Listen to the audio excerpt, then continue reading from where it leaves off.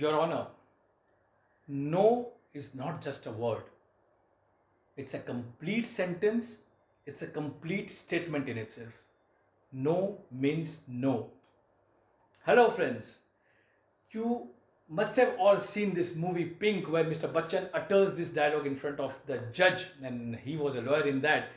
क्या कॉन्टेक्स्ट में ये डायलॉग बोला गया है वो बाद में बात करेंगे, but why I started my talk with this dialogue is today I want to start and I want my topic subject topic is nothing but this word no. This is suggested, this particular subject is suggested, recommended by my friend, my childhood friend, Ms. Bhavna Doshi, and she asked me to talk on this, and let's move on with this. But before I do it, friends, I request all of you who are watching this video, अगर आपने मेरा channel subscribe नहीं किया है, kindly do it, please, please, please do it. Let's spread this kind of subjects, let's spread this kind of solutions, and let's enjoy this talk together. Let's begin. Friends, मैं समझता हूं अगर ये जो no है, what we use is in our life we use this no with some certain kind of a negative implications, या उसको जो टैगिंग होती है वो एक नेगेटिव टैगिंग हम लोग देते हैं कहीं ना कहीं. Don't do it, don't be so negative, don't be so stubborn, don't be so rigid, कहीं ना कहीं जो होता है उसमें नेगेटिव टिंज ज़्यादा आती है. But friends, I strongly believe that this is not a negative word at all. According to me, this is one of the most powerful tool-letter word which we have in our dictionary, and if that is used in the right context at the right time, this can do wonders to our life. तो friends, ये चीज़ जब हम लोग अभी आगे बढ़ेंगे बात करने के लिए, we have to address three kind of a situation. अगर वो जो तीन जो क्वेश्चंस है, अगर उसको एड्रेस नहीं करेंगे, then we would not be able to do justice to this talk. Number one, why do we hesitate in using this word? Do we have certain kind of an apprehensions? कुछ डर है? Are we scared? Are we shy? Do we have certain kind of inhibitions? उसको address करना बहुत जरूरी है. वो चीज़ क्या है? सेकेंड चीज इज कि अगर हम लोग ये चीज़ नहीं यूज करते हैं या यूज करते हैं, what are going to be the repercussions of this particular thing, उसका आउटकम क्या होगा, वो भी समझना बहुत जरूरी है. And last third thing is how can we cultivate our inner structure in such a way कि इसका एक ऑप्टिमम यूटिलाइजेशन हो, ये शब्द का ऑप्टिमम यूटिलाइजेशन हो, हमारी जो रेजिस्टेंस है, हमारी जो इनर्शिया है, उससे कहीं ना कहीं हम लोग हट के इसका सही तरह से इस्तेमाल कर सके. These are the three things which I want to address today. और इसको एड्रेस करने के लिए let's consider certain kind of, let's assume certain kind of situations, real type situations. आप स्कूल में हो, you are in a school and teacher asked you a question. आप खड़े होते हो, maybe there is a possibility you did not understand the question, there is a possibility आपके पास answer नहीं है, you don't know the answer, you are not prepared, you have not studied. होता क्या है कि with certain kind of a fear आप उसको कैसे भी करके अटेम्प्ट करने का ट्राई करते हो. There is a possibility that you are going to land up in a completely different answer which has got nothing to do with the question itself. यहाँ पे भी क्या होने वाला है कि आउटकम तो एक ही है कि भाई झाड़ पड़ने वाली, there is going to be a bashing. मगर हम लोग क्या कर सकते थे अगर ये टाइम के अंदर में अगर ये कहा जा सकता था कि ma'am, I mean sir, I am not prepared, I have not studied and I don't know the answer. Bashing तो तभी भी पढ़ने वाली थी, मगर जो कभी कभार आपकी एक हंसी उड़ती है, because you are in a group, you are in a class, there is a possibility that your peers are there, they are going to laugh at you, fine. और प्लस आपने एक रॉन्ग अटेम्प्ट भी किया है, तो कहीं ना कहीं आपकी भी एक जो होती है ना, कॉन्फिडेंस आपका कहीं ना कहीं हिलने लगता है. This could have been handled in a different way. That is number one. Second situation लिया जाए, आपके फ्रेंड्स आपको फ़ोन करते हैं कि भाई चल तैयार हो जा, बाहर जाना है, and they force you, they convince you to join for a movie, for a drive, for anything. मगर उस टाइम पे एक ऐसा टाइम है कि भाई you don't feel like joining them, आपको नहीं जाना है, you want your own me time, आपको अपना एक सॉलिट्यूड टाइम चाहिए, आप कुछ सोल सर्चिंग टाइम है, आप कुछ और कर रहे हो, मगर आप ना नहीं बोल सकते हो, आप हाँ बोल देते हो ये डर से कि भाई फ्रेंड को खराब लगेगा, या हो सकता है कि next time if this kind of a thing is there they might not call you, so आप वहाँ चले जाते हो. व्हाट हैपन्स अल्टीमेटली, आप यहाँ भी नहीं हो, वहाँ भी नहीं हो, and you and up wasting your 2 to 3 hours, जहाँ पे आप इंटेंसिटी से उसको एंजॉय नहीं कर सकते हो. और एक सिचुएशन ली जाए कि आप एक अपने करियर पाथ पे हो, एक बड़े इंटरव्यू पे जा रहे हो, माने आईएएस का इंटरव्यू है समझो, एंड जैसे फ्रेंड्स मालूम है कि आईएएस का इंटरव्यू बहुत इंटेंस रहता है, बहुत क्रिटिकल क्वेश्चंस होते हैं, रियल लाइफ क्वेश्चंस होते हैं, प्रैक्टिकल क्वेश्चंस होते हैं, सिनेरियोज डेवलप किया जाता है. वहाँ पे भी कुछ ऐसा क्वेश्चन आ जाता है जहाँ पे you are not prepared, you don't know outside your domain of expertise, knowledge, your study. मगर आप क्या करते हो कि जस्ट पे इंटरव्यूअर को लगे कि भाई आप फुल्ली प्रिपेयर्ड हो, आप उसको अटेम्प्ट करने का ट्राई करते हो और you again land up into a completely different answer.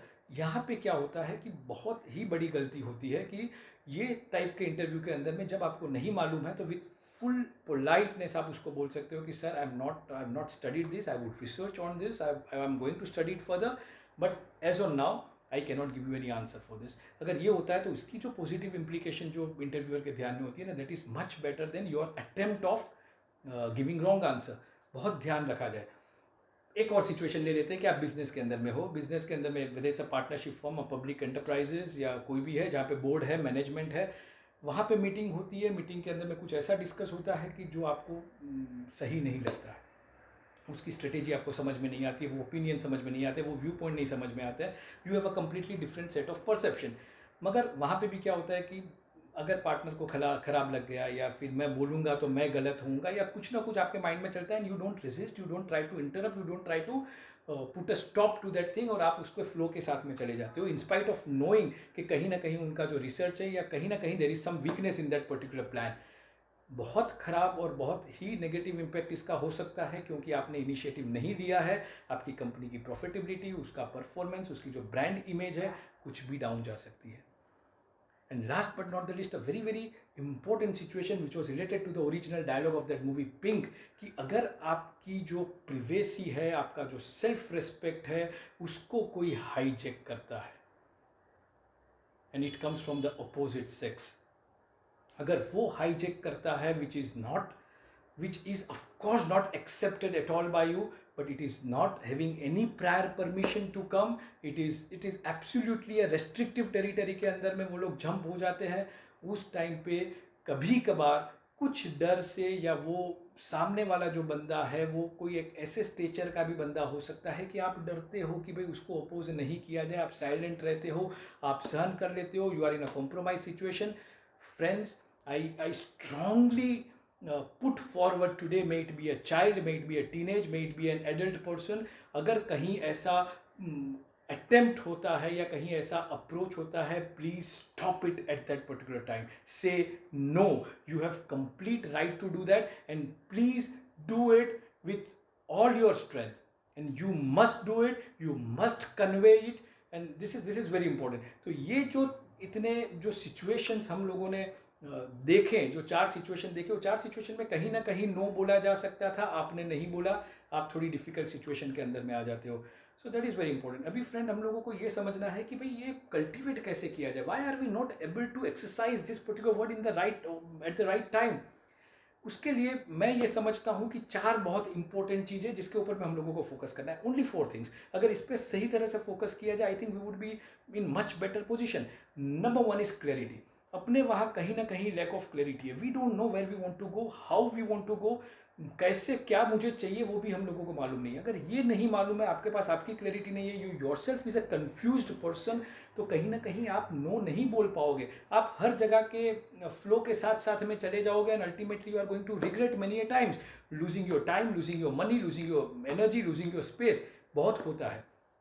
Point number 2, love yourself and trust yourself. Friend, ये बहुत ज़रूरी चीज़ है कि अगर आप अपने खुद को नहीं जानते हो, आप खुद को प्यार नहीं करते हो, आपको खुद पे भरोसा नहीं है, तो कहीं ना कहीं आपकी सेल्फ एस्टीम, आपकी सेल्फ कॉन्फिडेंस एक नीचे के लेवल पे है। You need to really trust your capabilities, your abilities, कि आप ये कर सकते हो। आपके नॉलेज पे, आपके टैलेंट पे, आपके स्किल पे कहीं ना कहीं कुछ ना कुछ भरोसा होना चाहिए। अगर ये भरोसा आपके पास है, friends, believe me, after that whenever you are putting up no, उसका जो रिस्पेक्ट होगा, उसका जो वेटेज होगा, that is going to be completely different. It is very very important.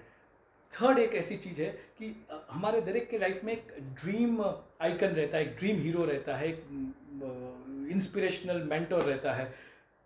Fine, as long as we need to get motivated, we need to get inspired, we need to learn something, बहुत ही अच्छा है, मगर वो हद तक influence हो जाए कि उनकी फिलोसफी कहीं ना कहीं आपकी एक्चुअल बिलीफ सिस्टम जो आपने इतने सालों से नर्चर किया है, which you know that it is correct in and in, आपकी जो इंस्टिंक्ट बोलती है कि इट इज़ करेक्ट, वो फिलोसफी अगर आपकी हाईजेक होती है या वो फिलोसफी के ऊपर में हैमर पड़ता है, तो कहीं ना कहीं आप क्वेश्चन कर सको, आप नो बोल सको, उतनी स्पेस होनी जरूरी है।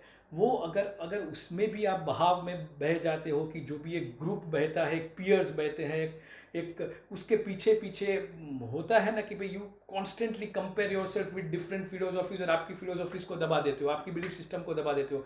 Friends, this should not happen. You only need to focus on yourself, make yourself better with times. आपको खुद से ही बेटर होना है और किसी से बेटर नहीं होना है. तो यहाँ पे नो बोलना बहुत ज़रूरी है और वो स्टेटस को क्वेश्चन करना बहुत ज़रूरी है. ये नो बहुत बहुत बहुत ही इम्पोर्टेंट है.